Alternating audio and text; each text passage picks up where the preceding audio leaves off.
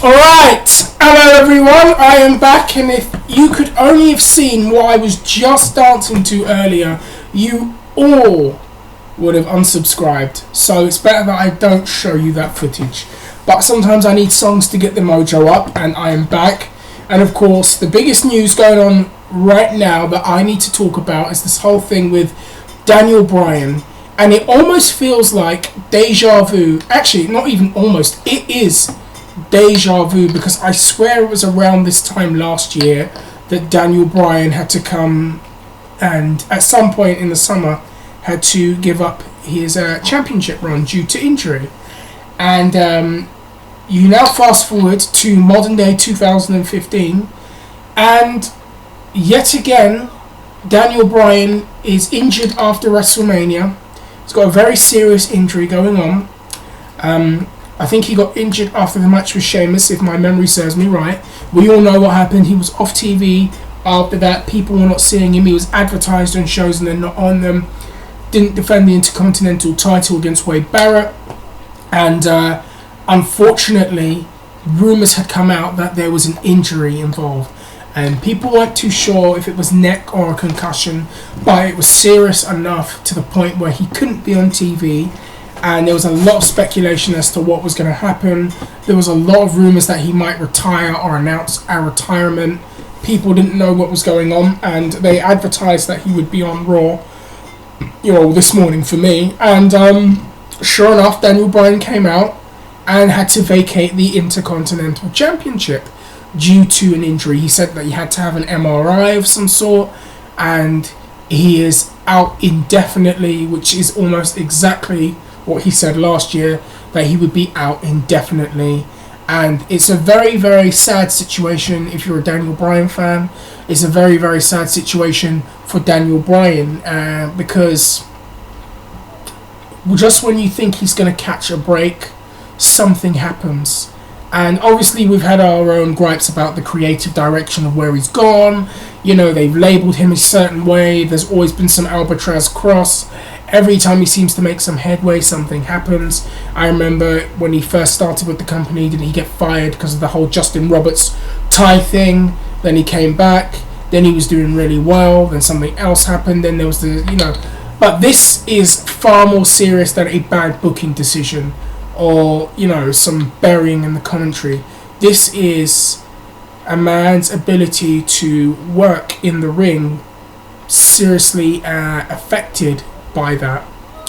And neck injuries are no joke. And we've seen it. You study the history of pro wrestling, especially in the mid to late 90s into the 2000s. There were so many wrestlers that had neck problems that got to such a point where they were out for a year, maybe even longer, and retiring not long after that. I mean, you look at guys like Rhino, who had to have surgery on his neck, and he was out for about a year, even more than that actually. But he was out for a very, very long time, all of 2002, and didn't come back till 2003. Edge, we all know what happened there. He was out for a very, very, very long time with a neck injury. A famous one, of course, Stone Cold Steve Austin, and we know what happened there with his neck. It affected his career seriously. He changed his style as a result of that neck injury, and eventually it was that neck injury that caused him to have to retire. The same thing with Edge, as I just mentioned. He had to retire because of the damage in his neck throughout the time of his career had just gotten progressively worse and worse. Kurt Angle, another one. Scotty 2 Hotty, another one. Taz, another one. All of these guys with these neck injuries and these neck problems, you've just seen how much it shortens a career. And neck injuries in professional wrestling are very, very scary. And now you see with Daniel Bryan, this is the second time now where the neck has been an issue, and it means that he has had to vacate his belt at a time when it looked like the Intercontinental title was beginning to have a resurgence, like the United States title, which has probably been one of my favourite things on Raw, to be honest with you, is the whole John Cena US title stuff. Those matches have been a lot of fun, and I like the Rusev feud. And it also looked like they were going to do the same thing with Daniel Bryan. Daniel Bryan, the wrestler's wrestler, holding the Intercontinental Championship, a belt that in history was the quote-unquote workers belt, the guy that had the best matches had the Intercontinental Championship, like Bret the Hitman Hart, like Shawn Michaels, like Razor Ramon, like Benoit, Jericho, all of those guys that were considered very credible. And it looked like Bryan, while we knew he wasn't going to get that main event run the way that we felt he deserved, the next best option would be the Intercontinental Championship. I'm going to give some other thoughts on this because there's a lot of ground to cover. And obviously I'm going to leave the rest of the ground for you lot to cover. So I really want to know what everybody thinks about this situation. But there's an argument that has been made that some of this, it's like the nature of the environment, the way the environment runs in that company, and the way that they can be towards smaller, independent, cruiserweight style based wrestlers, if you want to say, can be very wish-washy, especially the track record they have shown. Some guys they do a lot with, some guys they kind of just label a certain way. And maybe for Daniel Bryan, given the fact that yes, he is over, he's very popular, fans go along with everything he does, they hold on to every word he says, despite all of that, the company have never gone full tilt with him as a attraction. And I always felt he should be the number 2 to number 1 guy while they build Roman Reigns up. And they never really went there. They kind of reluctantly went there. And maybe because of the way that he was presented, and I've heard this argument, a lot of fans have said that that's probably forced him to work even harder, because whilst he doesn't have the size and the fantastic body, he's got the work. And that's the thing that he has to rely on the most to continuously keep himself going and relevant in the company, is that. And a lot of people felt that maybe he worked himself into a neck injury in a sense. And I heard a lot of people say they felt he came back too early when he came back this year. And I'll be really honest with you, for a number of reasons, I felt maybe they should have held off his return. I remember hearing in the summer that one arm was smaller than the other due to the atrophy linked to the injury in his neck. And I was hearing this up until December when people were seeing him. And to me, that tells me that, you've got to wait a while till he comes back. Then obviously you have what happened with the whole Royal Rumble again. Fans siding with Daniel Bryan, being pissed that he's not in the main match, and it all being pro Roman Reigns. And Daniel Bryan basically just has to work his ass off in the way that he does to kind of keep himself going. And I definitely felt like Bryan wasn't really holding back in any of his matches. And whilst we love that about him, that's also probably going to be his greatest downfall, is that he wasn't holding back in his matches.